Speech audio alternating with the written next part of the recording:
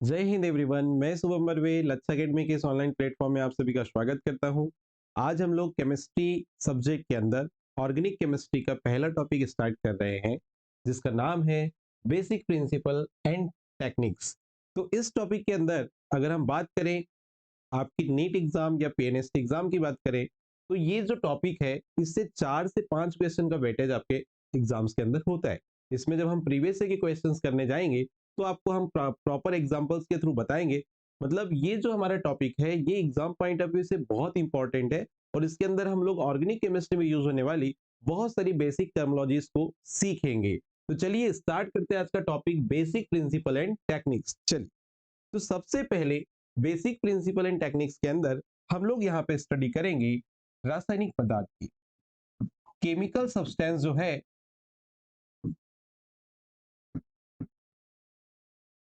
रासायनिक पदार्थ जनरली जो पदार्थ होता है या जो रासायनिक पदार्थ होता है, तो इसको दो कैटेगरी के अंदर हम लोग डील करते हैं। सबसे पहले यहां पर ध्यान दीजिएगा, रासायनिक पदार्थ जो होगा उसको हम दो कैटेगरी में पढ़ते हैं।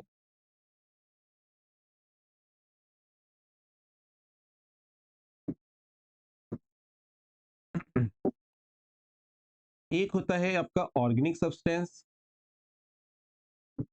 ऑर्गेनिक सब्सटेंस, और एक होता है आपका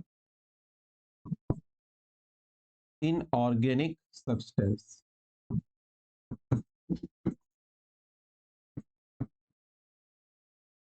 ठीक है, ऑर्गेनिक सब्सटेंस को हम बोलते हैं कार्बनिक पदार्थ, और इनऑर्गेनिक सब्सटेंस को हम बोलते हैं अकार्बनिक पदार्थ। ठीक है जी। तो ऑर्गेनिक सब्सटेंस के बारे में हम क्या जानेंगे और इनऑर्गेनिक सब्सटेंस को हम कैसे आइडेंटिफाई करेंगे वो देखते हैं। तो चलिए एक एक करके हम इसको डील करते हैं।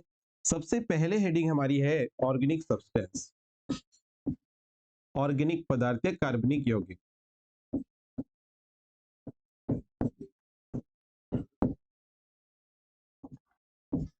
कार्बनिक यौगिक। अब ये जो हमारे पास ऑर्गेनिक सब्सटेंस की हम बात करते हैं, तो जब हमारे पास ऑर्गेनिक पदार्थ की स्टडी चल रही थी, कार्बनिक पदार्थ की जब स्टडी चल रही थी, तो हुआ क्या कि सबसे पहले जो साइंटिस्ट लोग थे उन्होंने जितनी भी लिविंग स्पीसीज थी, जितनी भी जीवित प्रजातियां थी, उनके बॉडी के अंदर जितने मॉलिक्यूल्स पाए गए उनको उन्होंने नाम दिया था ऑर्गेनिक सब्सटेंस। तो देखिए, इसको हम थोड़ा सा नोट करते हुए चलते पॉइंट से।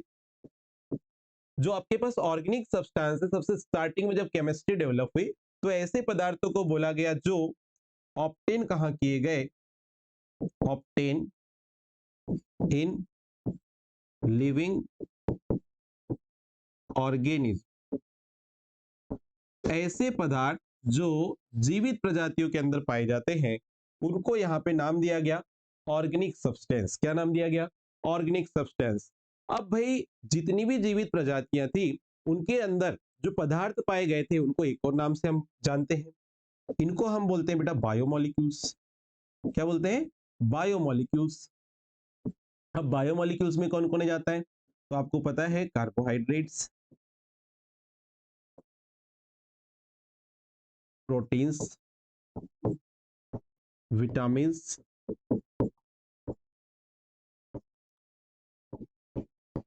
DNA, RNA, amino acids, nucleic acid, nucleic acid, etcetera. ठीक है, तो ये बायोमोलिक्यूल्स है जो जितने भी लिविंग स्पीसीज थी उनकी बॉडी के अंदर प्रेजेंट होते थे। तो इनको हम जैव अणु भी बोलते हैं। क्या बोलते हैं? जैव अणु भी बोलते हैं। बायोमोलिक्यूल्स को क्या बोलते हैं बताइए? जैव अणु। ठीक है जी। नेक्स्ट,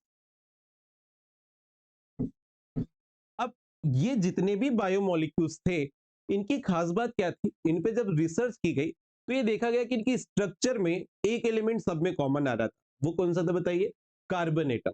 जितने भी बायोमोलिक्यूल्स थे उनकी बॉडी के अंदर, सॉरी, जितने भी बायोमोलिक्यूल्स थे उनके स्ट्रक्चर की अगर स्टडी करें तो हम देख रहे हैं कि सारे के सारे बायोमोलिक्यूल्स में कार्बन एटम प्रेजेंट है। मतलब हम ये बोल सकते हैं कि ऑल बायोमोलिक्यूल्स क्या कंटेन करते हैं, एक सेम एलिमेंट कंटेन करते हैं जिसको हम क्या बोलते हैं, कार्बन बोलते हैं। क्या बोल देते हैं, कार्बन। तो carbon atom present in, carbon atom present in all biomolecules. मतलब हमारे पास जितने भी बायोमोलिक्यूल्स हैं उन बायोमोलिक्यूल्स के अंदर कार्बन एटम प्रेजेंट होता है। इसी कारण से सभी बायोमोलिक्यूल्स को क्या बोला गया, इसी कारण से सभी बायोमोलिक्यूल्स को क्या बोला जाने लग गया, ऑर्गेनिक कंपाउंड नाम दिया गया। ठीक है, तो यहां पे हम लिखते हैं इसीलिए that is all bio bio molecules, that is all biomolecules are called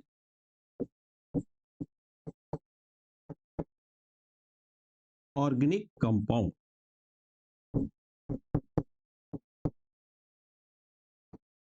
क्या बोल रहे हैं, समझने का प्रयास करिएगा। जितने भी बायोमोलिक्यूल्स है उसके स्ट्रक्चर देखने पर यह पाया गया कि सभी में एक एटम जो था वो कॉमन था। वो कौन सा था, कार्बन। इसी कारण से अब सभी बायोमोलिक्यूल्स को ही कार्बनिक यौगिक कहा जाने लग गया। क्या कहा जाने लग गया, कार्बनिक यौगिक कहा जाने लग गया। ठीक है भाई, तो ऑर्गेनिक सब्सटेंस के बारे में हमने जाना पहले कि सबसे पहले साइंटिस्ट लोगों ने क्या किया था, जितनी भी जीवित प्रजातियां हैं उनके अंदर जो मॉलिक्यूल्स को या पदार्थ को सर्च किया, उन्होंने उसको क्या बोल दिया, कार्बनिक यौगिक।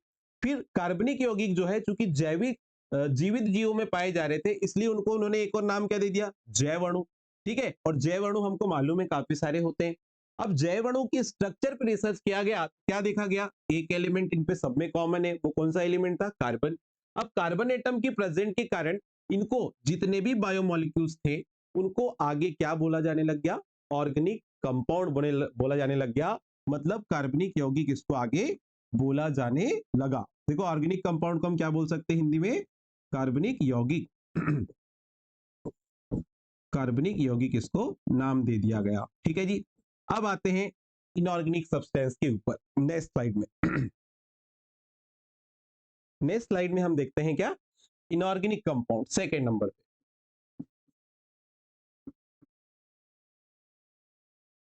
Inorganic compound. अब ये जो इनऑर्गेनिक कंपाउंड है इसके बारे में थोड़ा समझिएगा।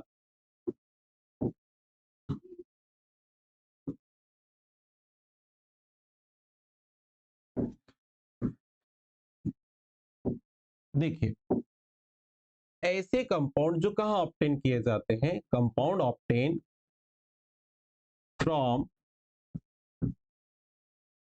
Compound obtain from non living things या स्पीसीज। नॉन लिविंग स्पीसीज, अजीवित प्रजातियों के अंदर जिन्हें सर्च किया जाता है, ऐसे कंपाउंड को हम अकार्बनिक यौगिक बोलते हैं। जनरली इनऑर्गेनिक कंपाउंड हमको कहां पे देखने को मिलेंगे, मिनरल्स एंड ओर्स के अंदर। जो आपके खनिज होते हैं और जो आपके अयस्क होते हैं, इनके अंदर जो कंपाउंड सर्च किए जाते हैं, मतलब हम लोग जो अर्थ क्रस्ट से जो मटेरियल निकालते हैं खुदाई करके, उनको हम मिनरल्स बोलते हैं। और मिनरल्स से जो प्योर फॉर्म निकलता है आपका एक कंपाउंड का, जिसमें मैक्सिमम नंबर ऑफ मेटल्स होते हैं, उसको हम ओर्स बोलते हैं। ठीक है, तो ये मिनरल्स और ओर्स जो हैं, इनके अंदर जो कंपाउंड आपको मिलेंगे उनको हम किसके कैटेगरी में रखेंगे, इनऑर्गेनिक कंपाउंड की कैटेगरी में रखेंगे। और एक सिंपल डेफिनेशन आप ये बोल सकते हैं जनरली कि ऐसे कंपाउंड जिनमें carbon atom present, sorry, absent हो, उनको हम क्या बोल सकते हैं, इनऑर्गेनिक कंपाउंड बोल सकते हैं, है ना। तो ऐसे कंपाउंड को हम इनऑर्गेनिक कंपाउंड बोल सकते हैं जिनमें जो है, जिनमें कार्बन एटम क्या हो, एब्सेंट हो। कार्बन एटम क्या हो, एब्सेंट हो। ऐसे कंपाउंड को हम इनऑर्गेनिक कंपाउंड यहाँ पे बोल सकते हैं। अब एक बात यहाँ पर नोट आपको याद रखनी है, क्या एक नोट आपको यहाँ पे याद रखना है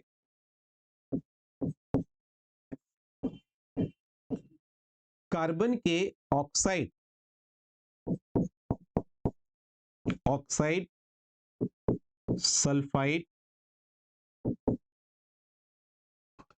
ऑक्साइड सल्फाइड ऑफ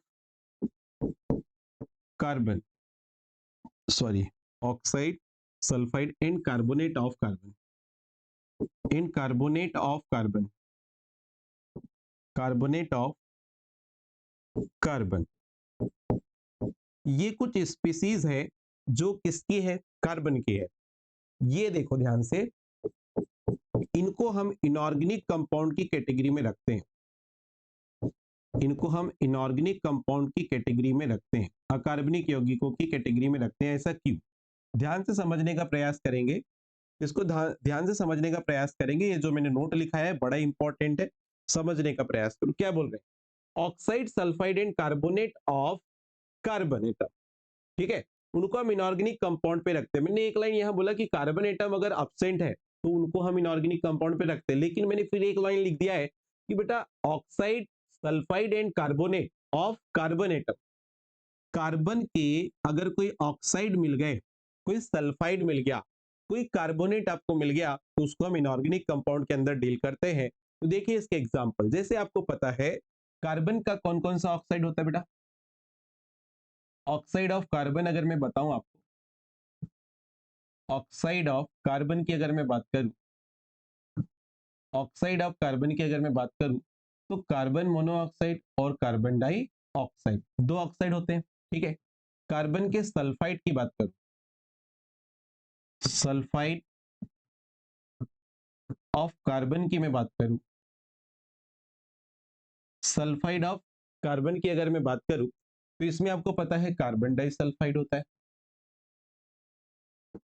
और कार्बोनेट एंड बाइकार्बोनेट भी आप इसमें कंसीडर कर सकते हो, बाइकार्बोनेट ऑफ कार्बन। ये जो है बेटा, जैसे आपके पास बाइकार्बोनेट में चलो कार्बोनेट में मैं लिख दे रहा हूँ CO3 2 माइनस, राइट, बाइकार्बोनेट में HCO3 माइनस, ठीक है जी। तो ये जो स्पीसीज है इसमें कार्बन एटम तो है, लेकिन कार्बन एटम की प्रेजेंट के बाद भी इनको इनऑर्गेनिक कंपाउंड में हम लोग स्टडी करते हैं, क्योंकि इसमें कार्बन कार्बन बॉन्ड नहीं पाया जाएगा, ठीक है, इसमें कार्बन कार्बन बॉन्ड नहीं पाया जाता और कार्बन हाइड्रोजन बॉन्ड नहीं पाया जाता, वो आगे और अपन डील करेंगे अभी, ठीक है। तो ये याद रखना आपको, कार्बन की या तो ऑक्साइड या तो सल्फाइड या तो कार्बोनेट या बाइकार्बोनेट, ये कुछ स्पीसीज है कार्बन की जिसको हम इनऑर्गेनिक केमिस्ट्री के अंदर स्टडी करते हैं, ठीक है जी। आगे बढ़ते हैं, नेक्स्ट पेज पे आते हैं। अब हम क्या पढ़ेंगे, ऑर्गेनिक कंपाउंड जो अभी अपन ने डिस्कस किए थे उसको एक्सप्लेन करने के लिए सबसे पहले हमारे पास कुछ थ्योरी हम लोग यहाँ पे पढ़ने वाले हैं। तो यहां पर ध्यान दीजिएगा, सबसे पहले ऑर्गेनिक कंपाउंड के कॉन्सेप्ट को एक्सप्लेन करने के लिए सबसे पहली थ्योरी हमारे पास आती है बेटा, देखिएगा ध्यान से, फर्स्ट नंबर पे आती है जिसको हम बोलते हैं वाइटल फोर्स थ्योरी, इसको हम बोलते हैं जैव शक्ति सिद्धांत, जैव शक्ति सिद्धांत। अब ध्यान से सुनना और समझने का प्रयास करेंगे, देखिएगा ये जो वाइटल फोर्स थ्योरी है ये हमसे क्या कहती है, ये जो वाइटल फोर्स थ्योरी है ये हमसे क्या कहती समझिएगा। तो ऑर्गेनिक कंपाउंड के कॉन्सेप्ट को समझाने के लिए यहाँ पे कुछ थ्योरी है जिसमें सबसे पहले आती है वाइटल फोर्स थ्योरी, इसको हम बर्जेलियस थ्योरी भी बोलते हैं, इसको हम बर्जेलियस थ्योरी भी कहते हैं, ठीक है। वाइटल फोर्स थ्योरी हमसे क्या कहती है, वाइटल फोर्स थ्योरी में जो बर्जेलियस सर ने इसको प्रोड्यूस किया था, इन्होंने क्या कहा कि जो ऑर्गेनिक कंपाउंड है ये केवल और केवल लिविंग ऑर्गेनिज्म की बॉडी के अंदर मिलते हैं, ठीक है, मतलब जितनी भी जीवित प्रजातियां हैं उनकी बॉडी के अंदर ही हमको क्या मिलेंगे, ऑर्गेनिक कंपाउंड मिलेंगे, ठीक है। इन्होंने एक स्टेटमेंट ये भी बोला कि ऑर्गेनिक कंपाउंड को लेबोरेटरी के अंदर इनऑर्गेनिक कंपाउंड से नहीं बनाया जा सकता, ठीक है भाई, क्या बोल रहे हैं समझने का प्रयास करना है, इसको नोट डाउन भी करेंगे। हमने क्या बोला कि बर्जिलियस सर कहते हैं कि किसी भी ऑर्गेनिक कंपाउंड को इनऑर्गेनिक कंपाउंड से लेबोरेटरी के अंदर नहीं बनाया जा सकता। ठीक है, ये ओनली और ओनली किसके अंदर पाए जाते हैं? लिविंग ऑर्गेनिज्म के अंदर। इसका रीजन क्या है कि जितनी भी जीवित प्रजातियां हैं उनकी बॉडी में एक स्पेशल टाइप का वाइटल फोर्स प्रेजेंट होता है जो उसको वहां पे प्रोड्यूस करता है। क्लियर? चलो, इसी चीज को हम लोग यहाँ पे थ्योरेटिकली लिखने का यहाँ पे क्या करते हैं, प्रयास करते हैं। देखिएगा ध्यान से, organic compound, organic compound can not be prepared from, can not be prepare, उधर आगे का छोड़ देते हैं। Organic compound can not be prepared in laboratory, laboratory, organic compound can not be prepared in laboratory from inorganic compound. पहला statement जो है उसमें क्या बात बोली गई, ध्यान से समझिएगा। इन्होंने बोला कि कार्बनिक यौगिकों को, या फिर ऐसे बोलो प्रयोगशाला में कार्बनिक यौगिकों को अकार्बनिक यौगिकों की मदद से नहीं बनाया जा सकता। ठीक है, पहला पॉइंट। दूसरा पॉइंट क्या है कि जो ऑर्गेनिक कंपाउंड है ये ओनली कहां पाए जाते हैं? लिविंग ऑर्गेनिज्म के अंदर। तो यहां लिखते हैं फिर से second point, organic compound, organic compound exist in only living organism. जितनी भी जीवित प्रजातियां होती है केवल उनके अंदर ही ऑर्गेनिक कंपाउंड पाए जाते हैं। इसका क्या रीजन है जी? तो इसका रीजन ये है कि जो लिविंग ऑर्गेनिज्म होती है उसमें एक स्पेशल टाइप का फोर्स पाया जाता है जिसको वाइटल फोर्स बोलते हैं। वाइटल फोर्स के प्रेजेंट के कारण जो है यहाँ पर जो है ऑर्गेनिक कंपाउंड डेवलप होते हैं किसके अंदर? लिविंग ऑर्गेनिज्म के अंदर। तो यहां लिखते हैं एक line, only living organism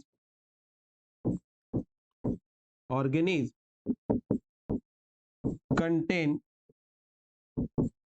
that vital force, vital force। ठीक है, तीसरा चौथा स्टेटमेंट क्या है? केवल जो लिविंग ऑर्गेनिज्म है यही क्या बोलना चाहिए, ये लिविंग ऑर्गेनिज्म क्या पाई जाती है, इनके अंदर केवल क्या बोल रहे हैं, एक प्रकार का वाइटल फोर्स पाया जाता है जिसके कारण ऑर्गेनिक कंपाउंड इनकी बॉडी के अंदर क्या होते जाते हैं, क्रिएट होते जाते हैं। तो सबसे पहला जो वाइटल फोर्स थ्योरी था, बड़ा सिंपल सा कॉन्सेप्ट है इसका। तीन स्टेटमेंट है, इसको याद रखना है। बर्जेलियस सर ने इसको प्रोड्यूस किया था। इसमें क्या बोला गया? कार्बनिक यौगिकों को प्रयोगशाला के अंदर अकार्बनिक यौगिकों की मदद से नहीं बनाया जा सकता। कार्बनिक यौगिक हमको केवल किसके अंदर मिलेंगे? वो मिलेंगे हमको जीवित प्रजातियों के अंदर। ठीक है, क्यों जीवित प्रजातियों के अंदर मिल रहे हैं? तो जीवित प्रजाति ही केवल ऐसी है जिनके अंदर वाइटल फोर्स, एक प्रकार का जो है जैव शक्ति उनके अंदर पाई जाती है जो इस जो क्या बोलना चाहिए, ऑर्गेनिक कंपाउंड क्या करती है, प्रोड्यूस करती है। चलिए अब आते हैं सेकंड नंबर पे। वाइटल फोर्स थ्योरी के जस्ट बाद हमारे पास आती है वोलर सिंथेसिस। क्या आती है? Volar synthesis. तो चलिए सेकंड नंबर पे अपन हेडिंग डालते हैं वोलर सिंथेसिस। इधर आगे आ जाएगा क्या? चलो यहीं पे मैं बताने का प्रयास करता हूं, या एक काम करते हैं सेकंड स्लाइड ही ले लेते हैं। चलिए सेकंड स्लाइड में ही बताते हैं इसको, देखिएगा दूसरे नंबर पे। यहां पर सेकंड नंबर की थ्योरी आती है volar synthesis. Volar synthesis. Volar synthesis में क्या बातें बताई गई, देखिएगा। ओके, पोलर सिंथेसिस में देखो ये बहुत इंपॉर्टेंट है और इससे क्वेश्चन भी आपको पहले आ चुका है, इसलिए बड़ी इंपॉर्टेंट हो जाती है।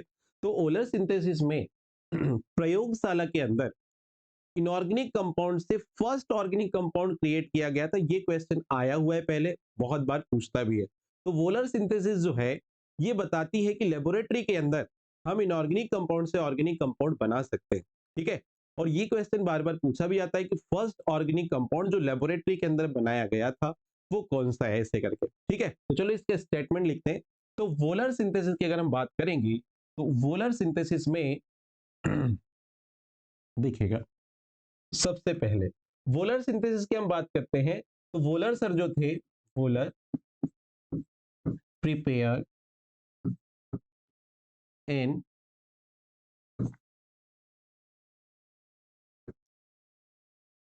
First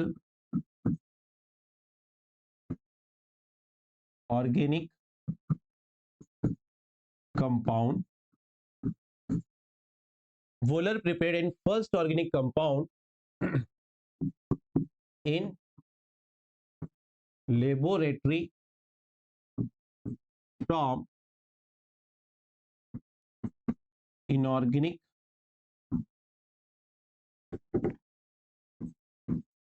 inorganic compound. देखो क्या बोल रहे हैं, थोड़ा सेंटेंस को समझने का प्रयास करिएगा। वोलर सर ने प्रयोगशाला के अंदर एक अकार्बनिक यौगिक से फर्स्ट कार्बनिक यौगिक को बनाया। ठीक है, तो बेटा जैसे ही वोलर सिंथेसिस आई तो वाइटल फोर्स थ्योरी यहाँ पे फेल हुई। जैसे ही वोलर सिंथेसिस आई, वाइटल फोर्स थ्योरी यहाँ पर क्या हो गई, फेल हो गई। क्यों? क्योंकि वाइटल फोर्स थ्योरी तो ये कहती थी कि लेबोरेटरी के अंदर इनऑर्गेनिक कंपाउंड से ऑर्गेनिक कंपाउंड को नहीं बनाया जा सकता। लेकिन वोलर सिंथेसिस जो आई, इसने बताई कि भाई आप लेबोरेटरी के अंदर जो है इनऑर्गेनिक कंपाउंड से ऑर्गेनिक कंपाउंड को बना सकते हो। तो ये वाइटल फोर्स थ्योरी का फेलियर था। कौन सा सिंथेसिस? Volar synthesis. अब यहाँ पे क्वेश्चन ये आ रहा है, इसको मैं थोड़ा सा इक्वेशन फॉर्मेट में लिखने का प्रयास कर रहा हूं, ध्यान से सुनिएगा। इन्होंने क्या किया, एक इनऑर्गेनिक कंपाउंड लिया लेबोरेटरी के अंदर, इस इनऑर्गेनिक कंपाउंड को हिट एंड रीअरेंज किया,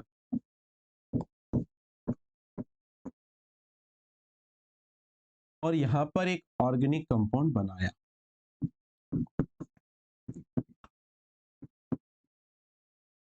ठीक है जी। अब बात आती है कि जो इनऑर्गेनिक कंपाउंड उन्होंने लिया था वो कौन सा था, और जो यहाँ पे फर्स्ट ऑर्गेनिक कंपाउंड जो बना वो कौन सा बना। तो चलिए इसका प्रोसीजर देखते हैं, ध्यान से समझने का प्रयास करिएगा। तो इनऑर्गेनिक कंपाउंड जो था यहाँ पर, वो था बच्चों हमारे पास अमोनियम साइनेट। क्या था? अमोनियम साइनेट था ना, इसका नाम जो है वो क्या हो जाएगा, अमोनियम साइनेट। अमोनियम साइनेट हमारे पास कुछ इस तरह से लिखते हैं, अमोनियम साइनेट। ये अमोनियम साइनेट जो है ये एक इनऑर्गेनिक कंपाउंड होता है। क्या होता है? ये एक इनऑर्गेनिक कंपाउंड होता है। इसको इन्होंने हिट किया लेबोरेटरी के अंदर और फिर इसको रीअरेंजमेंट किया, रीअरेंज कर दिया। तो रीअरेंज करने के बाद ये जो मॉलिक्यूल है ये कन्वर्ट हो गया एक ऑर्गेनिक कंपाउंड के अंदर, जो कुछ हमको इस टाइप से नजर आता है, NH2CO NH2। और इसका नाम होता है बेटा क्या? यूरिया। क्या नाम होता है? यूरिया। तो हमारे अंदर हमारे पास एक क्वेश्चन ये बनता है कि फर्स्ट ऑर्गेनिक कंपाउंड बताइए जो लेबोरेटरी के अंदर क्रिएट हुआ था, वो कौन सा था? यूरिया। क्या था भाई? यूरिया था। ठीक है, तो इन्होंने किससे बनाया, इसको किससे प्रिपेयर किया? अमोनियम साइनेट जो कि एक इनऑर्गेनिक कंपाउंड था, उससे किसको प्रिपेयर किया इन्होंने? यूरिया, जो एक फर्स्ट ऑर्गेनिक क्या है? कंपाउंड है। फर्स्ट क्या है? एक ऑर्गेनिक कंपाउंड है बेटा। ठीक है जी। तो पोलर सिंथेसिस आपको याद रखना है, इतनी इक्वेशन आप याद रखो, इससे ज्यादा की जरूरत नहीं है। नेक्स्ट नंबर पे अपन बात करते हैं, इसके बाद आती है कोल्बे इलेक्ट्रोलाइसिस। क्या आती है? Kolbe electrolysis. तीसरे नंबर पे अपन हेडिंग डालते हैं Kolbe electrolysis. Kolbe electrolysis sorry Kolbe synthesis, electrolysis बोल रहा हूँ, सॉरी। कोल्बे सिंथेसिस, कोल्बे संश्लेषण। कोल्बे सिंथेसिस में क्या बोला, कोल्बे सर ने ना यहाँ प्रिपरेशन किसकी किया था लेबोरेटरी के अंदर। देखो अब जैसे यूरिया को बनाया गया, मतलब फर्स्ट ऑर्गेनिक कंपाउंड जैसे डेवलप हुआ लेबोरेटरी के अंदर, उसके बाद काफी सारे अल्टरनेट ऑर्गेनिक कंपाउंड लेबोरेटरी के अंदर बनाए जाने लगे। तो यहाँ पे इसके बाद ओलर सिंथेसिस के बाद आई कोल्बे सिंथेसिस, और कोल्बे सिंथेसिस जो होगी, है ना, कोल्बे सिंथेसिस जो थी, इसमें क्या बनाया गया? इसमें बनाया गया Kolbe prepared prepared acetic acid, acetic acid, acetic acid from carbon and hydrogen atom.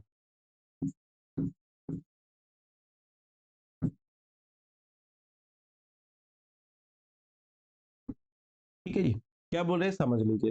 Kolbe sir जो थे, उन्होंने लेबोरेटरी के अंदर एसिटिक एसिड को बनाया किससे, कार्बन और हाइड्रोजन एटम की हेल्प से। चलो इसकी रिएक्शन देखते हैं हम लोग।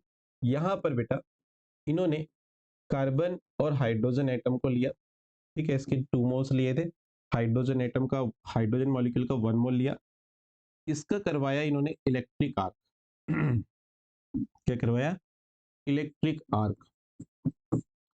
इनको एक कंटेनर में लिया और उसका इलेक्ट्रिक आर्क करवाया। इलेक्ट्रिक आर्क बोले तो वेल्डिंग टाइप का एक प्रोसेस होता है, जिससे अपन वेल्डिंग करते हैं उसी टाइप का, इसमें मेटल की 2 रॉड लगी रहती है अंदर, और उसको आपस में क्या बोलना चाहिए, क्या करते हैं आपस में टकरा कर जो है आर्क क्रिएट किया जाता है। ठीक है, ये प्रोसीजर अपन देखते हैं, प्रैक्टिकल करते हैं, तब आपको क्लियर होती है। तो यहाँ पे इलेक्ट्रिक आर्क किया उन्होंने। तो यहाँ पर होता है कि कार्बन और हाइड्रोजन मॉलिक्यूल ये सबसे पहले कन्वर्ट होते हैं किस पे,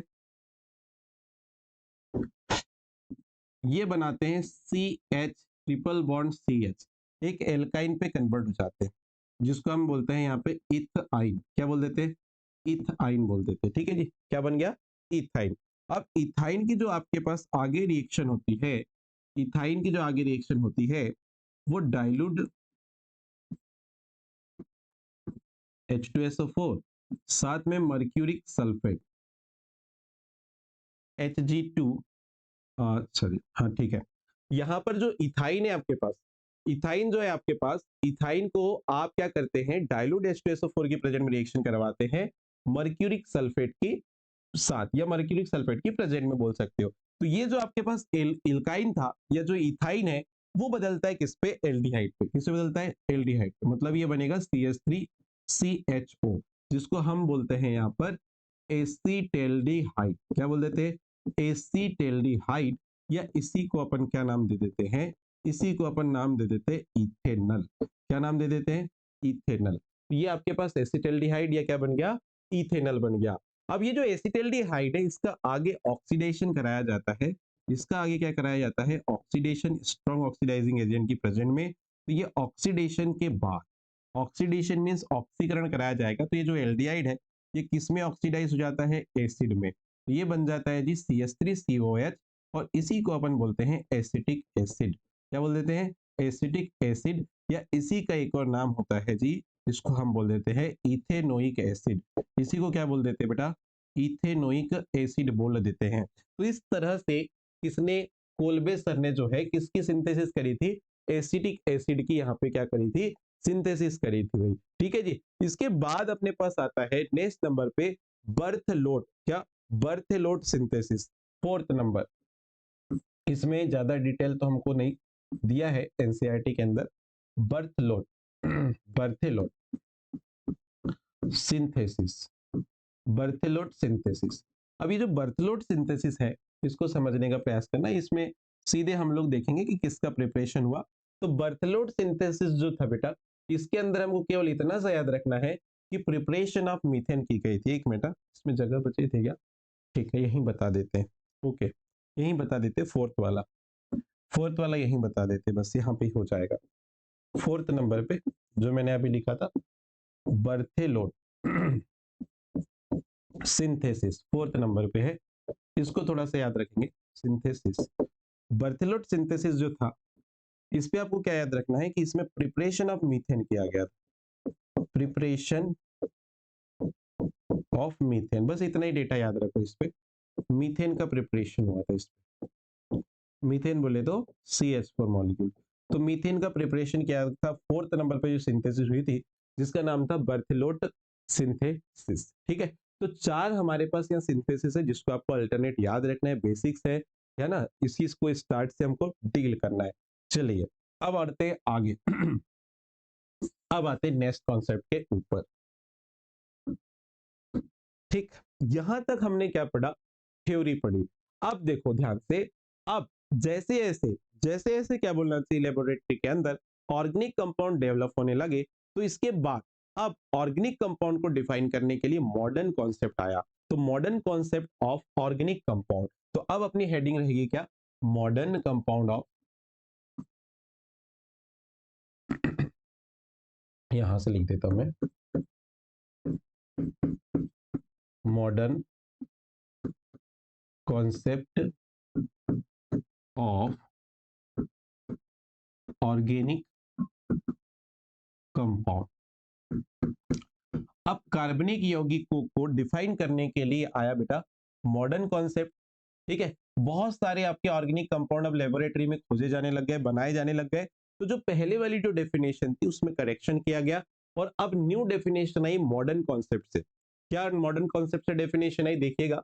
अब यहां बोला गया कि भैया जो ऑर्गेनिक कंपाउंड होते हैं वो ना हाइड्रोकार्बन और उसके फंक्शनल डेरिवेटिव होते हैं। समझने का प्रयास करेंगे। देखिए क्या बोल रहा हूं मैं। यहां पे बोला गया कि जो ऑर्गेनिक कंपाउंड होते हैं, ऑर्गेनिक कंपाउंड, जितने भी ऑर्गेनिक कंपाउंड होते हैं वो हाइड्रोकार्बन एंड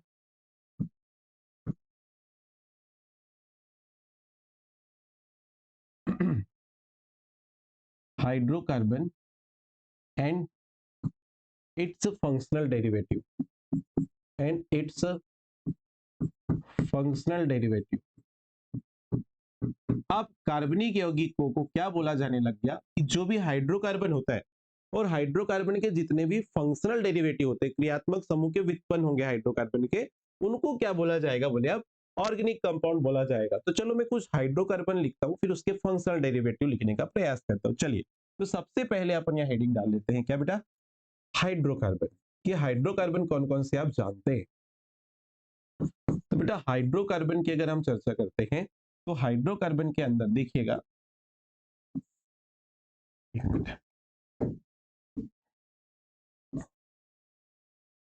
चलिए, तो हाइड्रोकार्बन में मैं सेचुरेटेड वाले हाइड्रोकार्बन और अनसेचुरेटेड वाले जो हैं वो जनरली मैं बता दे रहा हूँ। सेचुरेटेड वाले में देख लो, सबसे पहले मैं बात कर रहा हूँ यहाँ पे बेटा एल्केन की। किसकी?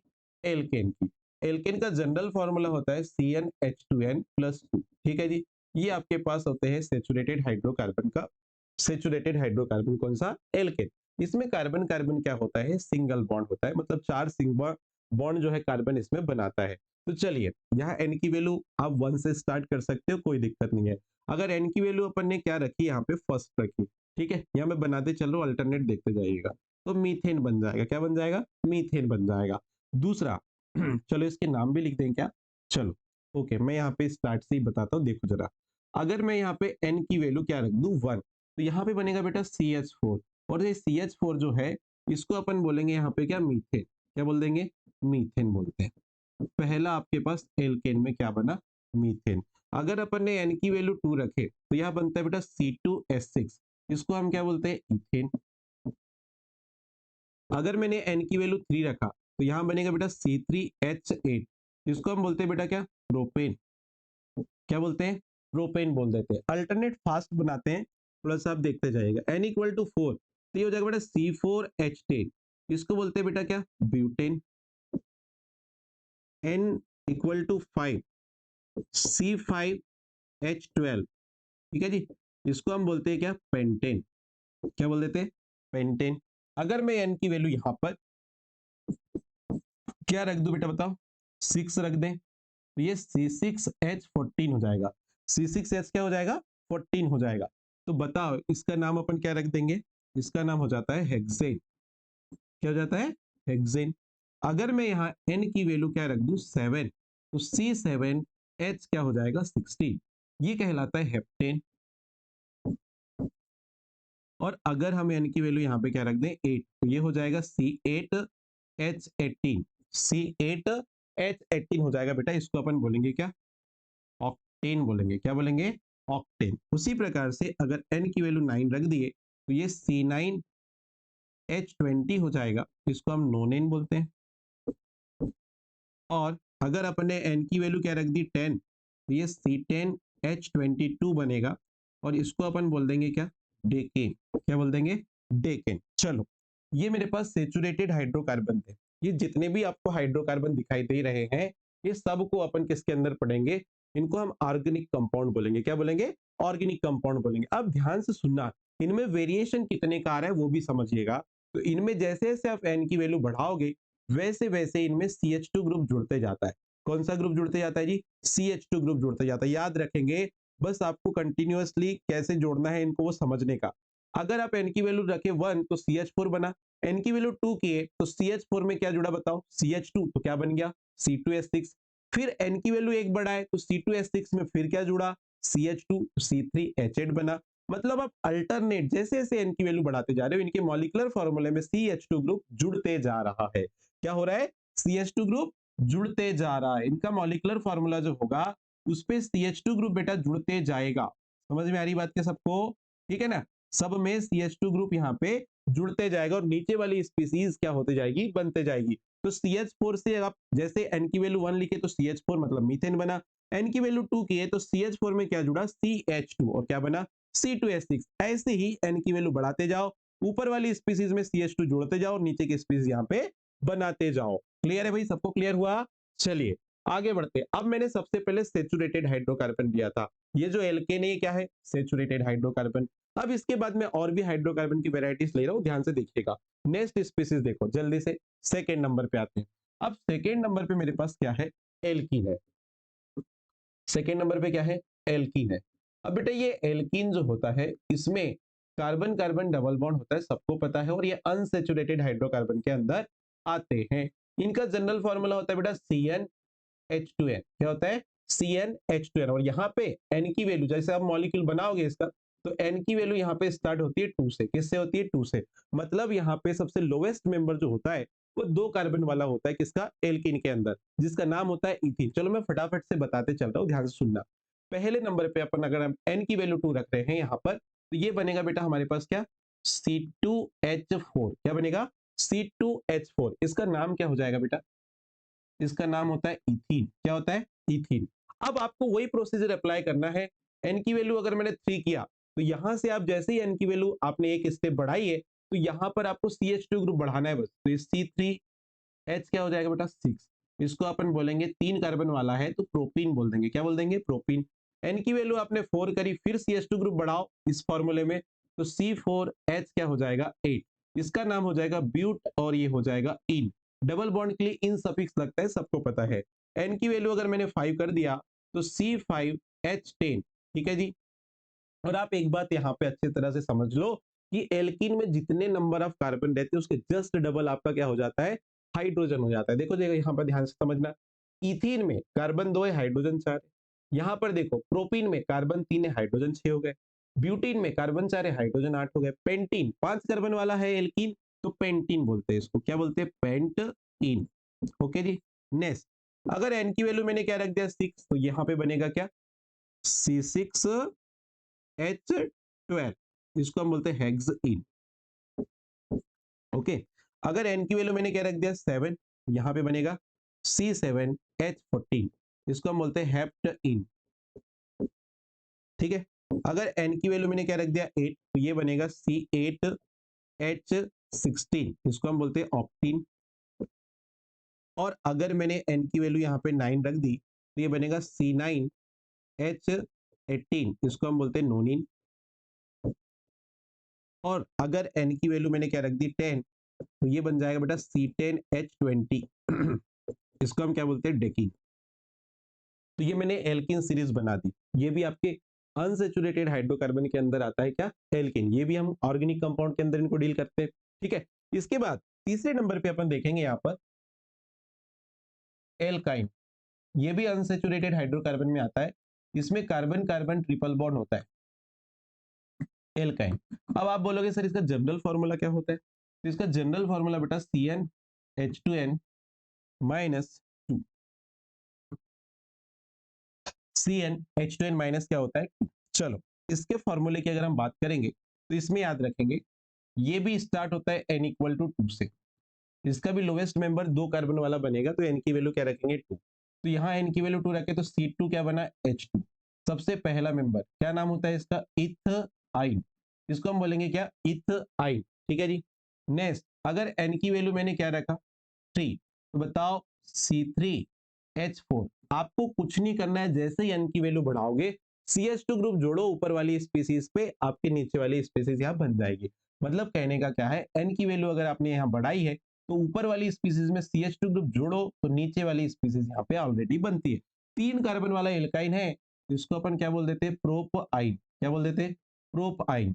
4 कार्बन वाला अगर एल्काइन है तो C4H क्या हो जाएगा बेटा, 6, इसको हम बोलेंगे ब्यूटाइन। क्या बोल देंगे, ब्यूटाइन। अगर 5 कार्बन वाला आपके पास एल्काइन है तो C5H क्या हो जाएगा, 8, इसको हम बोलेंगे पेंटाइन। क्या बोल देंगे, पेंटाइन। और यहाँ पे n इक्वल टू अगर 6 हो गया तो यहाँ पर इसका फॉर्मूला क्या बनेगा, C6H10। क्या बन जाएगा, C6H10, इसको हम बोलेंगे हेक्साइन। क्या बोल देंगे, हेक्साइन। और अगर n की वैल्यू क्या रख दिया आपने, 7, तो C7H क्या हो जाएगा, 12। बताओ इसका नाम हो जाएगा हेप्टाइन। क्या हो जाएगा, हेप्टाइन। ठीक है जी। और अगर आपने n इक्वल टू क्या रख दिया, 8, तो ये हो जाएगा C8H14, C8H14, इसको हम बोलेंगे ऑक्टाइन, ऑक्टाइन। और n इक्वल टू अगर 9 है बेटा तो ये हो जाएगा C9H16, इसको हम बोलेंगे नोनाइन। और अगर n की वैल्यू क्या रख दी है, 10, तो यहाँ पर C10H क्या हो जाएगा, 18, और इसको हम बोलेंगे डेकाइन। क्या बोल देंगे, डेकाइन। तो तीसरे नंबर पे आपके पास एल्काइन था, एल्काइन भी हाइड्रोकार्बन के अंदर आता है। और एक चौथे नंबर पे यहाँ पर आप समझना, चौथे नंबर पे मैं यहाँ पे ले रहा हूँ बेंजीन। किसको ले रहे हैं, बेंजीन, एरोमेटिक हाइड्रोकार्बन, इसको हम बोलते हैं क्या, एरोमेटिक हाइड्रोकार्बन। एरोमेटिक हाइड्रोकार्बन में बेंजीन का एग्जांपल अपन लेते हैं। किसका, बेंजीन का। इसके अंदर हम लोग बेंजीन का एग्जांपल ले रहे हैं। तो ये सिंपल कंपाउंड मैंने अभी डिस्कस किए हैं आपके साथ। अब इसके फंक्शनल डेरिवेटिव की बात करेंगे। मतलब मैंने अभी सैचुरेटेड हाइड्रोकार्बन, अनसैचुरेटेड हाइड्रोकार्बन के बारे में आपको बताया कि इनको हम जो है ऑर्गेनिक कंपाउंड के अंदर डील करेंगे।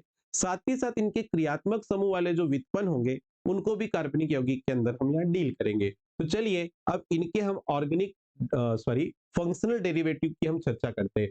तो एल्केन के कौन कौन से फंक्शनल डेरिवेटिव हम देखते हैं, देखो जरा ध्यान से। अब मैं हेडिंग डाल रहा हूं बेटा 6वें नंबर पे, सॉरी 5वें नंबर पे, okay. 5th number, functional functional derivative of hydrocarbon, functional derivative of hydrocarbon. अब हाइड्रोकार्बन के आप जो है वो फंक्शनल डेरिवेटिव को देखो कौन कौन से और कैसे बनाए जाते हैं। तो देखो यहां पर जो हाइड्रोकार्बन होंगे उनके क्रियात्मक समूह के व्युत्पन्न कैसे बनाएंगे। मान लीजिए हमारे पास एक एग्जांपल है, हम एक हाइड्रोकार्बन को लेके चलते हैं, ध्यान सुनिएगा। जैसे हमारे पास है यहाँ पे मीथेन, क्या है, मीथेन, CH4, इसको हम बोलते हैं क्या, मीथेन। अब मीथेन के मेरे को क्रियात्मक समूह के डेरिवेटिव बनाना है, तो मीथेन को ना मैं कुछ इस टाइप से लिख दे रहा हूँ, ध्यान से समझिएगा, CH3H। अब ये जो H है, ये जो H है मतलब जो हाइड्रोजन है, एक हाइड्रोजन को अगर मैं रिप्लेस करूं कुछ ग्रुप्स के थ्रू, ठीक है, मतलब कुछ क्रियात्मक समूह से उसको रिप्लेस कर दूं हाइड्रोजन आयन को या हाइड्रोजन एटम को, तो जो यहाँ पे मॉलिक्यूल बनते जाएंगे उन्हीं को हम बोलेंगे फंक्शनल डेरिवेटिव ऑफ हाइड्रोकार्बन। चलिए देखते हैं। अगर मान लीजिए इस हाइड्रोजन को मैंने क्या किया बेटा, OH ग्रुप से रिप्लेस मारा, तो यहाँ पे जो मॉलिक्यूल बना वो CH3OH बना। इसको अपन बोलते हैं जनरली एल्कोहल, है ना, क्या बोलते हैं, एल्कोहल, या इसको अपन मिथेनॉल भी बोलेंगे। ये फंक्शनल ग्रुप क्या कहलाता है, एल्कोहल कहलाता है। ये फंक्शनल ग्रुप क्या कहलाता है, एल्कोहल। H हटा के OH लगाया तो ये बना एल्कोहल, जिसको हम बोलते हैं यहाँ पे मिथेनॉल। क्या बोल देते हैं, मिथेनॉल। चलो इनका नाम भी मैं लिखते चल रहा हूं।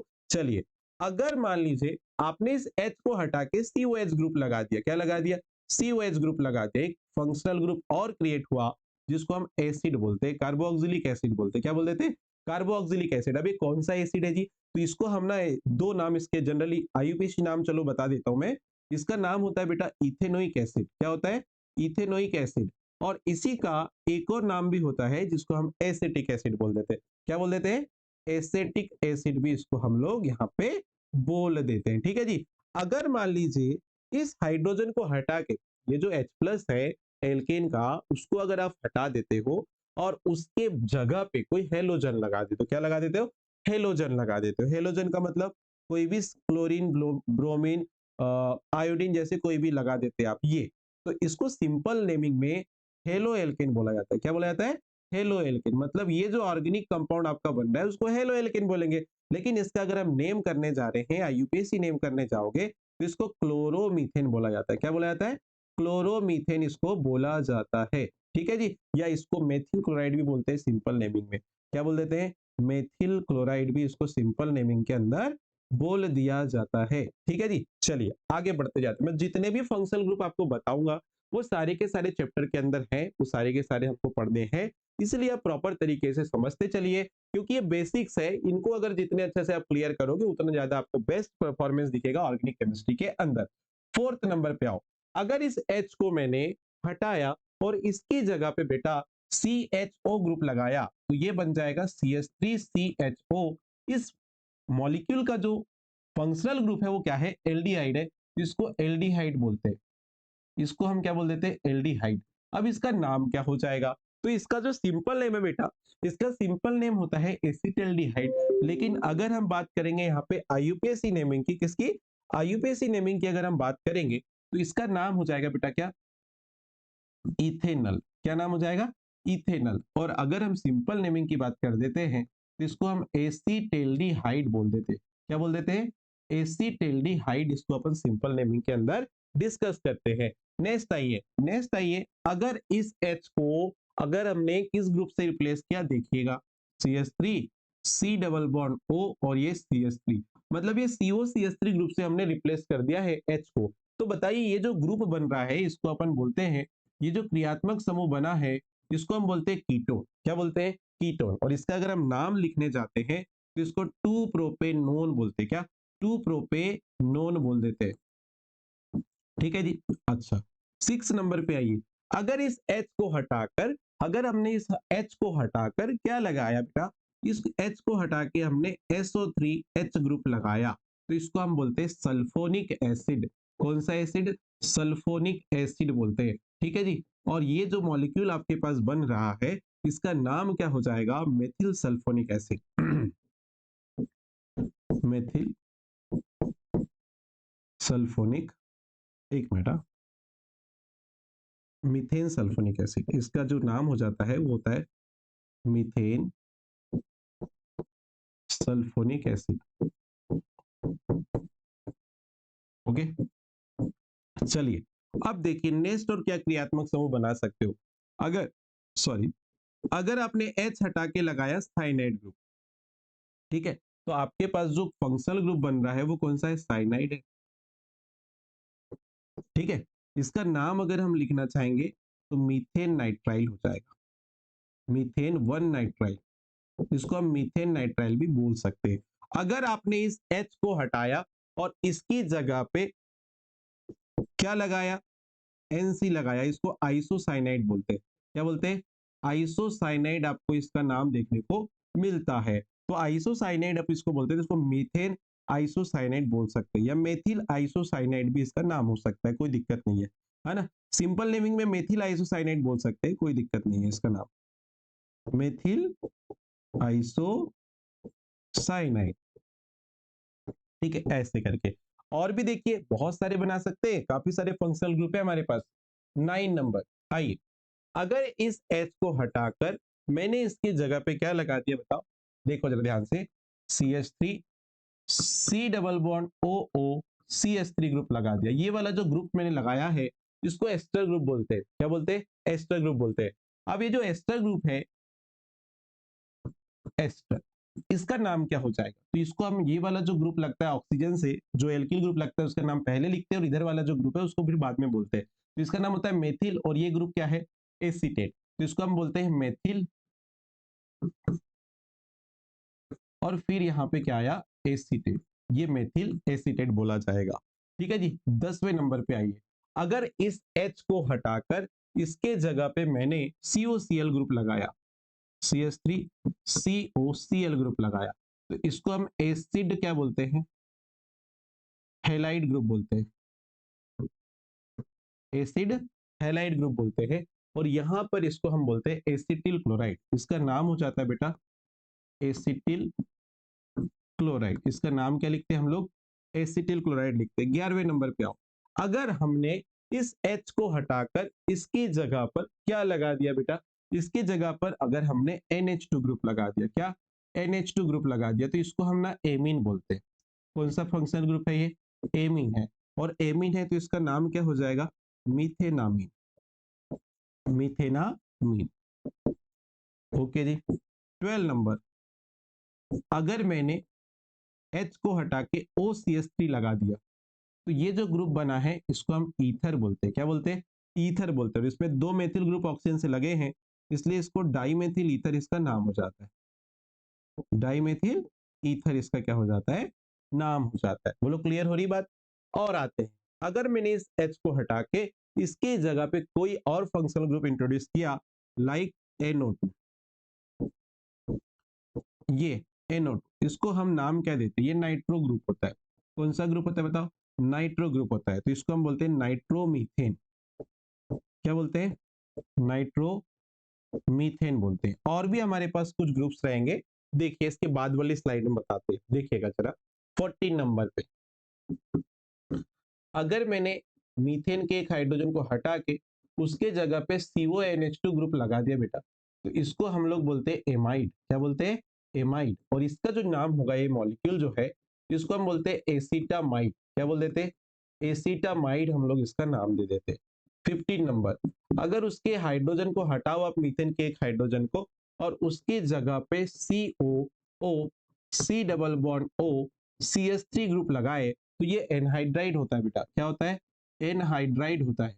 एनहाइड्राइड, एनहाइड्राइड का मतलब इस पे ये वाला जो ग्रुप दिख रहा है आपको, इसको एनहाइड्राइड बोलते हैं। ठीक है, आपने पहले पढ़ा होगा, नहीं पढ़ा होगा तो अभी आगे हम सीखेंगे। ठीक है जी। तो ये एनहाइड्राइड का नाम क्या होता है जरा बताइए। इसको हम बोलते हैं इथेनोइक एनहाइड्राइड, इसको हम बोलते हैं इथेनोइक एनहाइड्राइड बोल देते हैं। अच्छा, और आगे बढ़िए, अगर हमारे पास मीथेन का एक हाइड्रोजन हमने रिप्लेस किया और उसकी जगह पे लगाया क्या, थायोल ग्रुप। ठीक है जी, तो इसको हम बोलते हैं थायोल। क्या बोलते हैं, थायोल। ठीक है, तो इसका नाम हो जाता है methane thiol, methane thiol. Okay, अगर हमारे पास CH3 ग्रुप को हटाया, सॉरी H ग्रुप को हटा दिए और उसकी जगह पर अपन ने क्या लगा दिया, मैंने एल्कोहल बता दिया था, पहले देख लेते हैं। हाँ, सबसे पहले तो एल्कोहल से स्टार्ट किए थे। ओके, तो अभी मैंने आपको कितने ग्रुप बताए, 16 ग्रुप बताए। ये किससे मैंने आपको डिस्कस किया, ये मैंने सेचुरेटेड हाइड्रोकार्बन से एक हाइड्रोजन रिप्लेस किया और उससे मैंने काफी सारे आपको फंक्शनल ग्रुप दिखाए। ठीक है, तो ये जितने फंक्शनल ग्रुप मैंने बताया, एल्कोहल हो गया, एसिड हो गया, एमाइड हो गया, एस्टर हो गया, जितने भी मैंने आपको फंक्शनल ग्रुप बताए हैं, ये सबके सबको हमको क्या करना है, ऑर्गेनिक केमिस्ट्री के अंदर पढ़ना है। और साथ ही साथ देखो ध्यान से, अब मैंने आपको बेंजीन भी बताया था, हाइड्रोकार्बन के अंदर अपन ने क्या पढ़े थे, बेंजीन को भी तो पढ़े थे। तो ध्यान से समझना, मैंने यहाँ पे आपको बताया, देखो स्लाइड में मैंने बोला था एरोमेटिक हाइड्रोकार्बन जो है ये भी तो होते हैं, इनको भी अपन ऑर्गेनिक कंपाउंड के अंदर डिस्कस करते हैं, तो इनके भी फंक्शनल डेरिवेटिव अपन लोग देख सकते हैं। तो चलो देखते हैं कौन कौन से हो सकते हैं। तो देखिएगा, यहाँ पर आते हैं, अगर मैं, ध्यान सुनिएगा, अगर मैं बेंजीन से बनाना चाहूँ, बेंजीन के कुछ कंपाउंड बनाना चाहूँ जो हमको अभी सिलेबस के अंदर भी दिए हैं, जैसे ये है मेरे पास बेंजीन। बेंजीन में 6 कार्बन पे 6 हाइड्रोजन लगे होते हैं, सबको पता है। अगर मैं एक हाइड्रोजन को रिप्लेस कर दूं, यहाँ से बेंजीन के रिंग से एक कार्बन से जुड़ा हुआ हाइड्रोजन रिप्लेस कर दूं और उसके जगह पे मैं कुछ फंक्शनल ग्रुप लगाऊं, तो मेरे पास काफी सारे यहाँ पर क्या बन जाएंगे, एरोमेटिक फंक्शनल ग्रुप बन जाएंगे, या एरोमेटिक क्या बोलना चाहिए, जो हाइड्रोकार्बन है उसके फंक्शनल डेरिवेटिव यहाँ पे क्रिएट हो जाएंगे। तो चलो इस H को हटाओ और उसके जगह पे अपन कोई फंक्शनल ग्रुप लगाते चलते, देखते जाइएगा। तो ये OH ग्रुप लगाया, तो ये मेरे पास पहला मॉलिक्यूल बना क्या, फिनॉल। ये हमारे सिलेबस पे है, जो चीज सिलेबस में मैं वही आपको इंट्रोड्यूस करा रहा हूँ, ध्यान से सुनना। आगे चल के और डिटेल पढ़ेंगे। अब उस H को हटा के मान लीजिए मैंने यहाँ पर क्या लगा दिया, COOH ग्रुप लगाया, तो इसको अपन बोलते हैं बेटा बेंजोइक एसिड। क्या बोलते हैं, बेंजोइक एसिड बोल देते हैं। अगर इस H को हटाए, बेंजीन रिंग के ऊपर वाले कार्बन के H को हटाओ और उसके जगह पे एल्डिहाइड ग्रुप लगाओ, तो इसको अपन बोलते हैं क्या, बेंजेल्डिहाइड, बेंजेल्डिहाइड। नेक्स्ट आओ 4th नंबर पे, अगर बेंजीन रिंग से जुड़ा हुआ जो हाइड्रोजन है, एक कार्बन जो ये वाला बोल रहा हूं मैं, इसको आप हटाना है आपको और यहाँ पे अगर मैंने NH2 ग्रुप जोड़ा, ठीक है जी, तो इसको अपन बोलेंगे एनिलीन। क्या बोल देंगे? एनिलीन। ठीक है, 5वें नंबर पे आओ। बेंजीन रिंग से फिर एक हाइड्रोजन को रिप्लेस मार के अगर मैंने यहाँ NO2 ग्रुप जोड़ा तो इसको हम बोलते हैं नाइट्रोबेंजीन। क्या बोल देंगे? नाइट्रोबेंजीन। ओके, 6 नंबर पे आइए। अगर बेंजीन से एक H निकालो ऊपर वाले कार्बन का और उसके जगह पे आपने क्या लगा दिया यहाँ पर C double bond O NH, ये एमाइड ग्रुप होता है, इसको बेंजामाइड बोल देते हैं, बेंजामाइड। ओके, 7 नंबर पे आओ। ये बेंजीन रिंग है, इस पे C double bond O O CH3, ये एस्टर ग्रुप है। इसको हम बोलते हैं क्या? नाम जल्दी से देखिए, एस्टर ग्रुप तो है लेकिन इसका नाम हो जाएगा यहाँ पे मेथिल बेंजोएट। क्या नाम हो जाएगा? Methyl benzoate. नेक्स्ट आइए 8वें नंबर पे, बेंजीन रिंग है, इस पे COCl ग्रुप लगा है। ठीक है, क्या लगा है? COCl ग्रुप लगा है, तो इसको बेंजीन कार्बोनिल क्लोराइड बोल सकते हैं, बेंजीन कार्बोनिल क्लोराइड। इनका IUPAC नेमिंग लिखने भी आता है, तो अच्छे से आप नोट डाउन जरूर करें, कॉन्सेप्ट को समझिए। ठीक है, अगर बेंजीन रिंग से एक H निकाल के आपने उसके जगह पे क्या लगा दिया? साइनाइड ग्रुप लगा दिया। ठीक है, तो इसको अपन बेंजोनाइट्राइल बोल देते हैं। क्या बोल देते हैं? बेंजोनाइट्राइल बोल देते हैं। ठीक है, इसी प्रकार से इधर भी और लिख देते हैं, वहीं उसी के एग्जांपल आगे 10 नंबर। अगर बेंजीन रिंग से आपने एक H निकाल के NC ग्रुप लगाया तो इसको हम क्या बोल देते हैं? बेंजीन आइसोनाइट्राइल, आइसोनाइट्राइल बोल देते हैं, बेंजीन आइसोनाइट्राइल बोल देते हैं। 11 नंबर पे आइए, 11 नंबर पे आइए।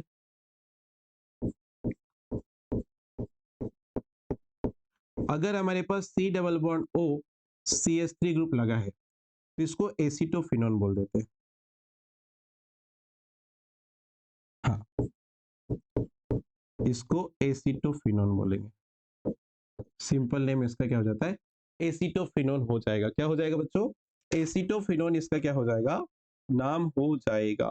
ठीक है भाई, और आगे बढ़ते हैं। और कुछ एग्जाम्पल अगर हमको लेना चाहते हैं तो और एग्जाम्पल भी ले सकते हैं।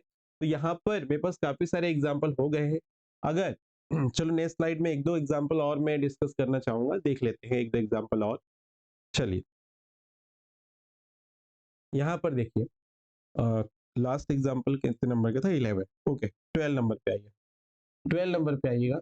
देखिए, अगर बेंजीन रिंग से आपका क्या लगा है? COO C6H5 ग्रुप लगा है, इसको बोलते हैं बेंजोफिनोल, बेंजोफिनोल। ठीक है, 13 नंबर,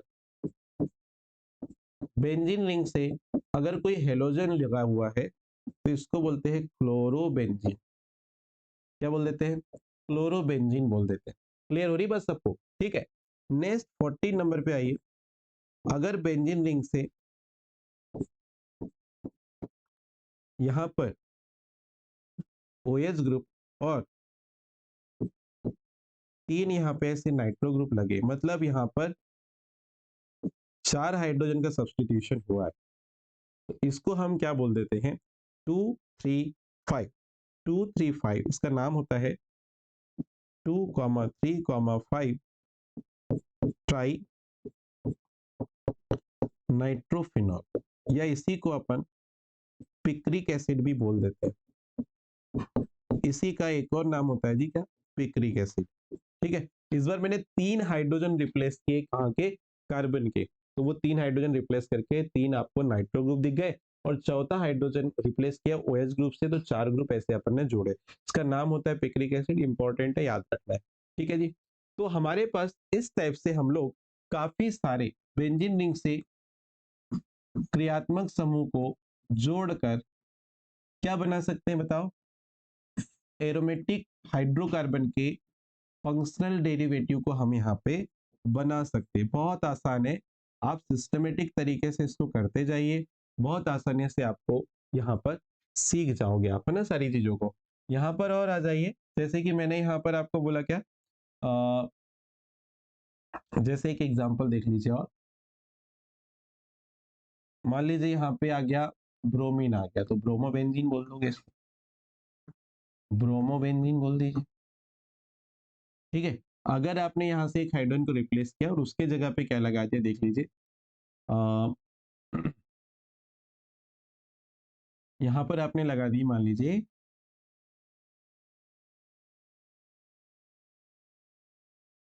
OCH3 ग्रुप लगा दिए, तो इसको मेथिल फेनिल ईथर बोल सकते हैं, या फेनिल मेथिल ईथर बोल सकते हैं, ठीक है। या इसको आप क्या बोल सकते हो, मिथॉक्सी बेंजीन, एक और नाम इसका हो जाता है मिथॉक्सी बेंजीन, इसका नाम हो जाता है क्या, मिथॉक्सी बेंजीन, आप इसको बोल सकते हैं।